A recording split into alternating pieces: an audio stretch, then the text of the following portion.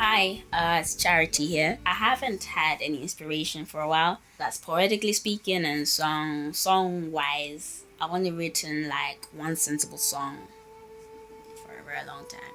So I thought in my search for inspiration, why not do something that will encourage someone else? 'Cause I was talking to one of my friends and he said that when inspiration doesn't come to you, you have to search for it. Now I was thinking this guy doesn't really know much about poetry, so whatever, but I discovered he's right because you know when Elisha, when he got out of the spirit, he had to create the atmosphere for him to get in the spirit, and he said, "Bring me a minstrel." For me, I've been trying. I got so busy that I've just been going through this dry season, and I don't like it. So, in my searching for inspiration, I just thought I'd do something to encourage someone else, and as much as it might be helping me, I hope it will be helping you too. With that in mind, I was walking home today, and I was thinking about this one quote I read by this guy called Blaise Pascal.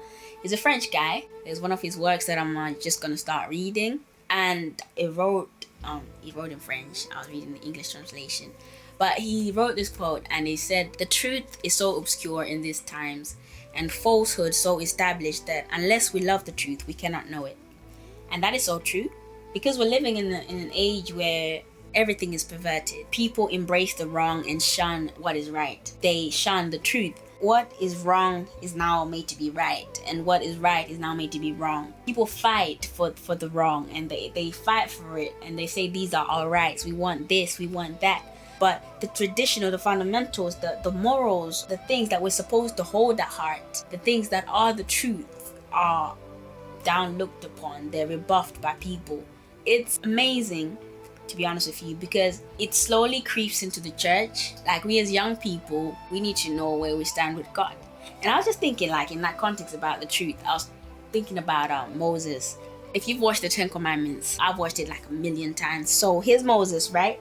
They got these tablets. He's just come from the presence of the Lord. Like, they've been from Egypt, and they come to Mount Sinai, and Moses has gone up, and he's been given the Ten Commandments, and he's been given the law. And then he comes with these tablets, and then he sees the children of Israel. They've built up this golden calf, and then he gets so angry because they've gone away from the truth. And then he smashes these tablets on the golden calf and says that those who will not live by the law shall die by the law. And that's the same with truth. If you cannot live by the truth, one day the truth is going to judge you. God on judgment day will be saying, "I sent you a pastor to tell you the truth. Why didn't you live by it? I gave you a mother to teach you the way of the truth.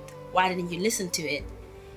Everything that you've been taught in life, everything that happens in life is going to be ringing on judgment day. And even the things you do in your secret closet, like listening to the wrong music, living a double life, one day your soul is going to come back to you on your deathbed, and you're going to be tormented by it, because at the end of the day, you heard the truth but you could not live by it, and it was your choice not to live by it.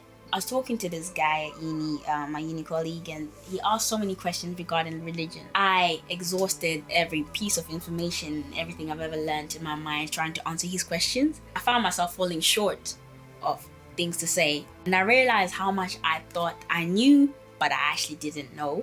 As young people, I think we know, but we have no idea. We've heard the word, we have heard the message, we've been taught all our lives, but it didn't sink. It has no anchor deep within.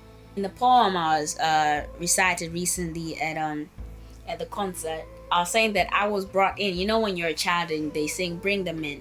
I was brought in, but inside there was nothing. It's kind of the same scenario, that we hear the message every day. You can go to church 7 days in a week, but unless the word anchors in your heart, you don't know it. You have no relationship. It hasn't set a foundation in your heart.